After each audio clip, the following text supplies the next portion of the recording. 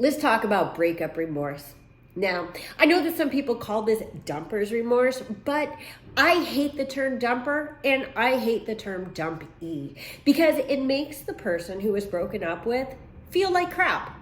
It's not nice terminology and I don't think it accomplishes anything. So let's get into it. Today, we're talking about breakup remorse. This is Shauna, just a human in Los Angeles, here to help you pick up the pieces after your breakup. When I talk about breakup remorse, I'm talking about two types of people. The first is the person who broke up with their ex, usually for not a very good reason. Otherwise, why would you be having remorse? The second one is the person who was broken up with, but for a really good reason. The person who broke up with you, who walked away from you because you did something terrible, is not the one that needs to feel remorse. It's you. So, if you're either one of these people, today, I'm talking to you. For the purposes of this video, I'm assuming that you are in no contact at this point with your ex. And so, the experts have video after video after video saying who is responsible for reaching out after no contact, and the answer every time is the person who was the breaker upper, the dumper. And in most cases, I'll say that's true. But again, if your ex is the one who walked out, but he or she left for a reason, that it was a good reason, and you know full well in your heart and in your mind it was a good reason, then you are still the one who is responsible for reaching back out and making amends. If you were that person who walked away, do not feel like it is on you to go back and apologize just because you're the one who left. If you left because they were abusive, or maybe they were abusing substances, maybe they were neglectful, maybe they cheated on you, all of these reasons are on them, not you. And to tell you the truth, if you do break no contact, if you do go back to them, the message you're sending them is that their behaviors were okay and that they will not have repercussions if they repeat them in the future. Now, on the other hand, if you wait for them to apologize and or make amends, then there's a chance that you can set healthy boundaries. And I'm going to be talking about that again at the end of the video. So please stay tuned. However, this video is for the person who either broke up with somebody for a bad or painful reason or was broken up with for a very, very good reason. So let's say you're the person who left your ex for no good reason, or maybe a reason that they would not be able to understand. That seems like no good reason to them. Okay. It might be that right now you are feeling scared or uncomfortable about reaching out. I get that. Truth is, they may or may not be receptive to your advances. Even if it's just to reach out to make amends, even if you just want to clear the air, get closure for hopefully both of you, not just yourself. You got to make sure that if you're going back to them, this isn't just a selfish endeavor. You need to keep both your mind and their mind, your heart and their heart, and your well-being and their well-being all in mind when you make the decision to go back. You have to make sure that when you reach out, you're doing this with pure intentions. You're doing it out of love. You're doing it out of respect. You're not just doing it to clear your mind and make yourself feel better. This isn't just a release valve. That's not fair. That's not fair to your ex, and it's not going to allow them the time and space that they need to move on from a painful breakup.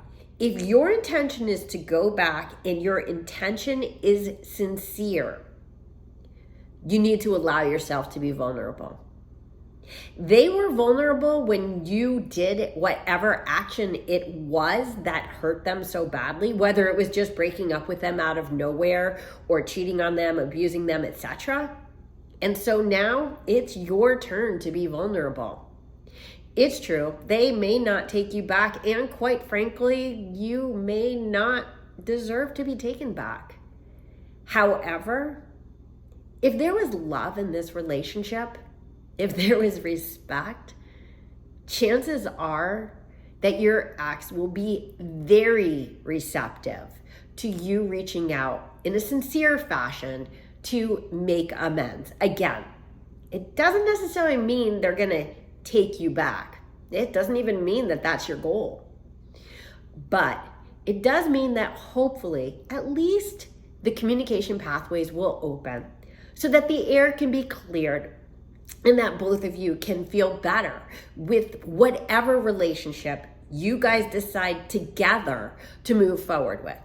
Whether that's just a relationship in spirit, knowing that you guys have forgiven each other and love each other in your hearts, but perhaps can't be in physical relationship. Or maybe it means that you decide to move forward and give the relationship a second try from a better, healthier place. It might be somewhere in between. Maybe you both agree that friendship is a better pathway. Whatever it is, reaching out has got to come from a sincere place. It has to come from a place that is not selfish, that is looking out for both your and your ex's best interests. Listen, if you know or suspect that the breakup hurt and or crushed your ex, there's very little that you need to worry about reaching out to them. I know it's scary, and again, I can't guarantee that they're going to reply to you. Of course not. However, chances are, if they were hurt in the breakup, they are going to want to hear from you, and they're going to really want to hear from you. So, if that helps at all to alleviate your fear, there's a really good chance that your ex is sitting by the cell phone waiting for it to ring, vibrate, or bing. Okay, let's talk about how, in all practicality, to actually approach your ex. Now, whether you text, call, or email is really up to you. Whatever is not only your comfort zone, but maybe your most common method of communication with them in the past. However they're used to and comfortable communicating with you. Of course, in this day and age, text is probably the easiest. But sometimes just picking up a phone shows that you're taking that extra step and that extra commitment to reaching out in a sincere fashion. My suggestion, though, is you still gotta give space and time after a breakup. Now, keep in mind, I'm saying this as somebody who has not only been broken up with, but was absolutely devastated, like physically, mentally, spiritually decimated by my breakup. That I was sick, I couldn't function, I was just mentally not present, and yet I needed to heal. If my ex got back to me when I was in that state, I would be acting from a state, quite honestly, of insanity. You don't want to be reaching out to your ex when they are feeling broken, because you're not going to get the best of them, and quite frankly, they may only be talking to you out of this like really defensive and in quite desperate place. If you want to have healthy communication, and I will argue that healthy communication is integral to any real amends, then you need to give them time and space. Believe me, I know how hard this is, but no contact is the only way for someone to have time and space for their mind and heart to heal from the pain of the breakup and or the relationship. Again, remember, health comes first. So if you're having remorse and it's been a day or 3 days or a week, my suggestion is give it a little bit of time to cool off. Yes, it's going to be hard as hell for you, and quite frankly, probably even harder for your ex, because they don't know that you're about to reach out, right? You have the satisfaction of knowing you're going to be reconnecting, and they may very well be in a state of panic and anxiety. But it's not your job right now to like rush in and take away that panic, because if you haven't done any work on yourself, all you're going to do is set them right back onto that hamster wheel that triggered them in the first place. The goal here is to create a better, healthier relationship. And what that's going to require is a better, healthier you, and quite frankly, a better, healthier them. I recommend at least a month and a half to 2 months. And when I say at least, what I mean by that is at least. You need time. You need time to fix some things, to heal some things, to regain trust. And quite frankly, over time, even your ex's pain will begin to subside.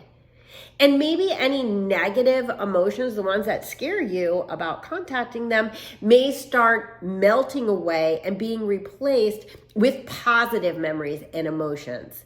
Believe me, that's the space you want to enter in, okay? You don't want to enter a cage with a frightened dog, okay? Because they're going to do one of two things. They're going to cower in the corner and not want to get near you, or they're going to attack, right? You want to entice. You want your ex. I don't mean to liken them to a dog in this scenario. I'm just saying, I think you could feel that. You want your ex to be receptive to you, open to you, and eager to talk to you in a positive and productive way. So in this interim period, the remorse period, between the breakup and finally reaching back out to your ex, this is your opportunity to commit to change, to commit to being a better person. How do you do that? Well, I think therapy and or personal coaching is the best way to go. But if that's out of your budget, because quite honestly, both of those things can be extraordinarily expensive, but effective and might be worth the investment. Side note, take a look at how you're currently spending your money and what you are currently investing in, and then weigh the options, right? Is the payment on your car that's $1,000 a month more valuable than fixing your soul? And no judgment here. I'm really and truly asking that. How are you spending your money? And decide, is it worth it to invest in coaching or therapy? Because that's going to be your best possible bet. If you want something that's less expensive or even free, join a group therapy, maybe a 12-step program. So these are the types of meetings where you can go and talk to peers and hear from peers who are having similar circumstances, similar experiences. It's nice. You feel heard, you feel understood, and you can see how other people are dealing with the same issue effectively or ineffectively. You can also pick up self-help books and or watch videos on YouTube, which you're doing right now, or read articles online. There is such a plethora of information out there that will help you to heal, that will help you to improve yourself and change your behaviors and make yourself a better person, because the person that you were did not work for this relationship.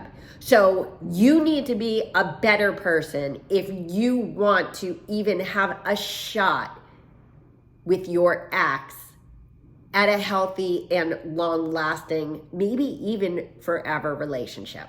So you've committed to change. That's great for the future, and it's terrific for the present. But what about the past? In order to approach your ex in a good, healthy way, you are going to have to take accountability for the actions that caused this breakup in the first place. That can be hard. I get that. A lot of people feel it's very, very difficult to apologize for anything because, among other things, it means that you're imperfect. Okay?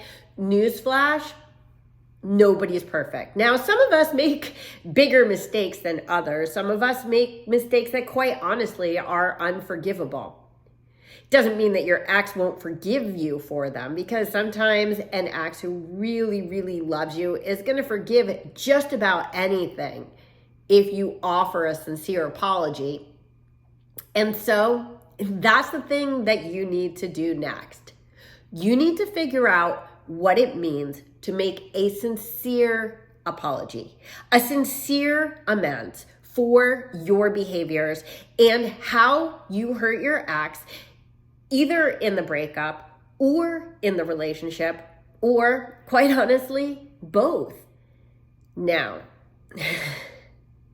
apologies and amends require that you are going to have to, at least temporarily, release your ego. Now, this is easier for some people than it is for others, but it means that you are going to have to cut a huge slice of humble pie and gobble that thing up. Because, again, depending on the depth of what occurred, depending on how much you hurt your ex or what the circumstances were, unfortunately, you may not just have to apologize and make amends to them. You may have to make them to their whole family or their best friend. The truth is that when you hurt a person, you often hurt their whole universe of people. And what's more, if you hurt someone, there's a good chance they told their circle about it. And you know what their circle is going to do? They're going to form a circle around the ex, a barrier to entry, and tell them you cannot go back to this person. Guys, or girls, if you broke up with your ex for no reason, or you did something so bad that forced them to walk away when they didn't even want to, their circle, their inner circle, is not going to let you back in unless you make some serious amends also to them, unless you are willing to seriously put your tail between your legs, get humble, and explain to them not only your remorse, but what you are doing to change and what are you doing to commit to changing. Because now, I hate to say it, folks, you got both those barriers. First, you get through the moat of the circle surrounding your ex, and then you also, of course, have to get through to your ex. When you are making a sincere apology or amends, your job is to take accountability for your actions. Don't turn it back on them. Don't tell them that you're here to clear the air, but they need to take responsibility for their side of the story, for their part in the relationship. Listen, if your ex is an evolved human, believe me, they're already working on that. They're already trying to improve themselves for their next relationship, whether it's with you or somebody else. They're already examining their part and themselves. But it's not a sincere apology for you to say, yeah, I did some bad things, but so did you. Okay? Your job in coming back to your ex after you really, really hurt them deeply is to just take accountability for your own actions. No strings attached. That's your job now. Yeah, you might be saying that's not fair. I mean, there's two people in a relationship. It takes two to tango. Of course they did things that pissed me off or that weren't fair to me or weren't nice or weren't kind. Well, to that I say, you're right. You're 100% right. It does take two to tango. But here's the thing. They might have been behaving in a certain way because you pushed them to that edge. Don't put everything on them if your actions were inexcusable. There are boundaries that should never be crossed, okay? Again, Cheating and abusing are two of those huge boundaries. So, never, as in ever, turn it on your ex and say, yes, I cheated, but it was because you X, Y, and Z. Yes, I was abusive, but you played a role in it too because you said this, that, or the other thing. Here's the thing. There's no excuse for either of those things ever or ever. So don't try to turn it on them, not even a little bit of it on them. That stuff is on you, okay? So when you come back, don't come back telling them that they need to take accountability for themselves. They already are. You come back just to explain that you have remorse for your actions and your goal is to fix that. I mean, have you ever heard of constructive eviction?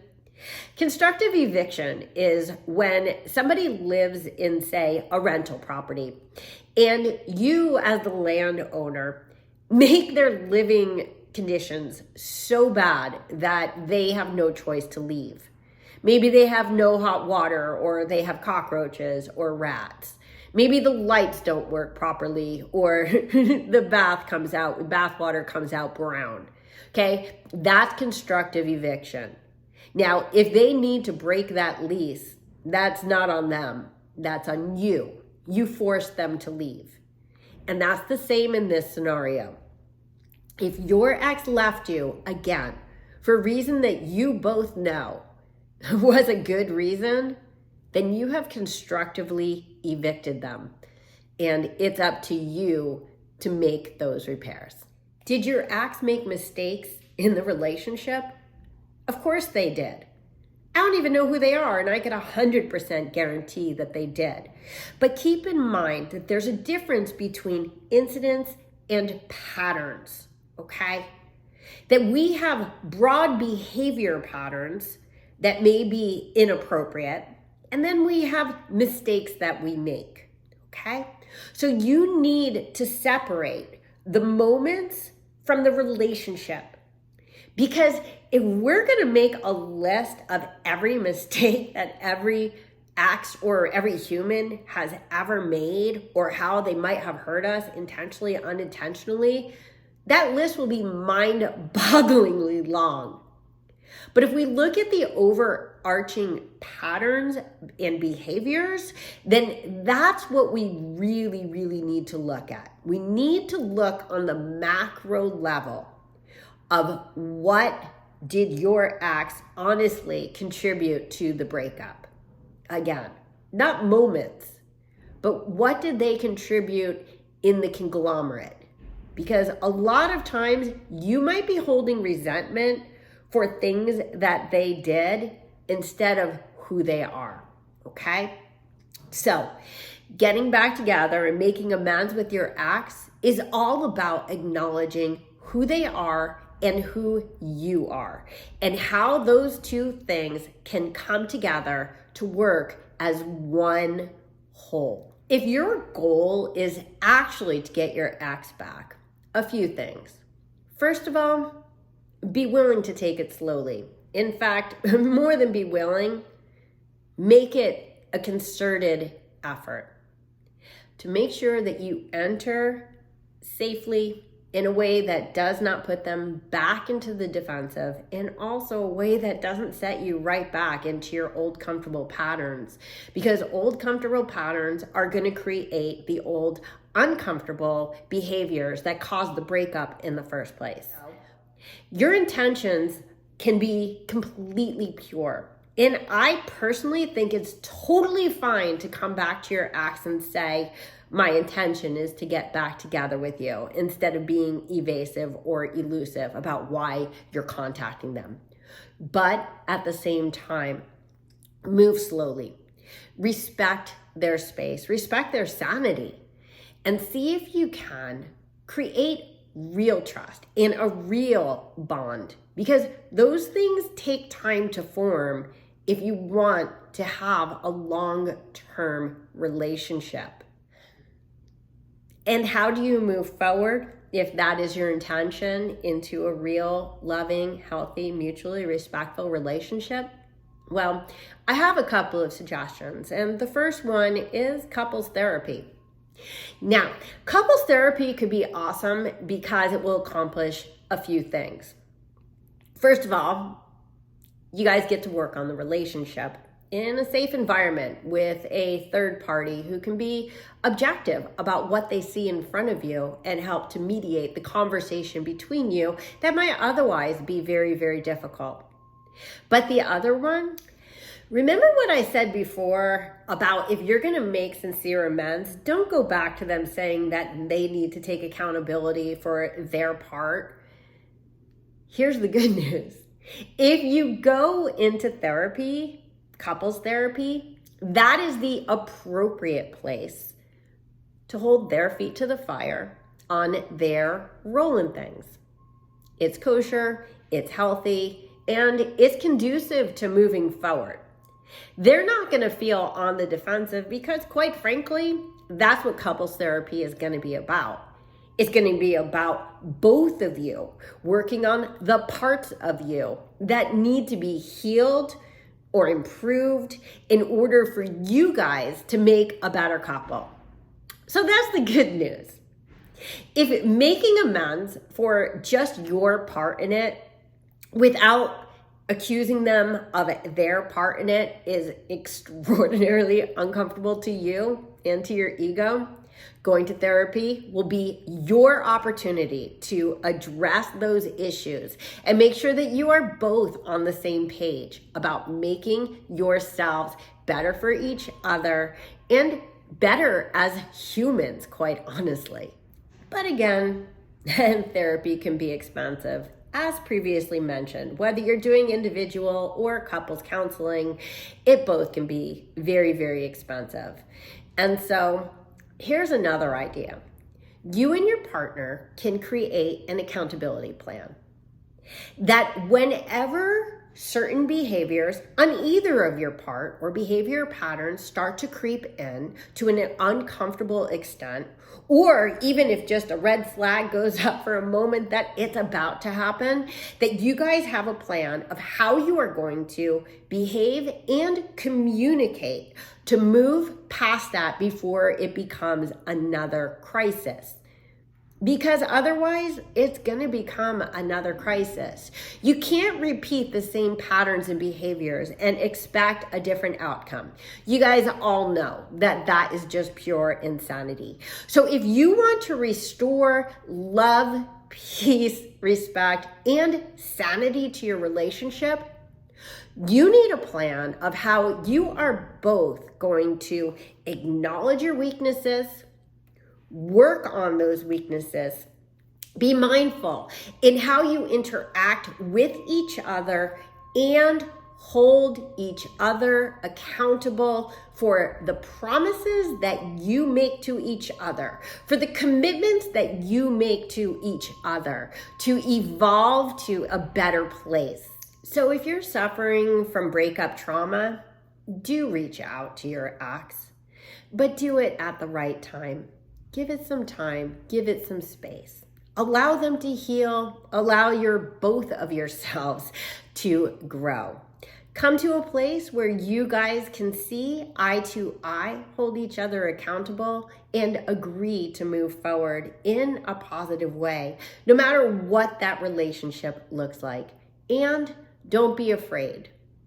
Chances are your ex will be very, very happy to hear from you. Chances are they'll be receptive to listening to you. And chances are that whether you seek to get back together or just to move on, you're both going to be better off for having had a healthy communication. I wish you luck, and I hope that all good things come your way.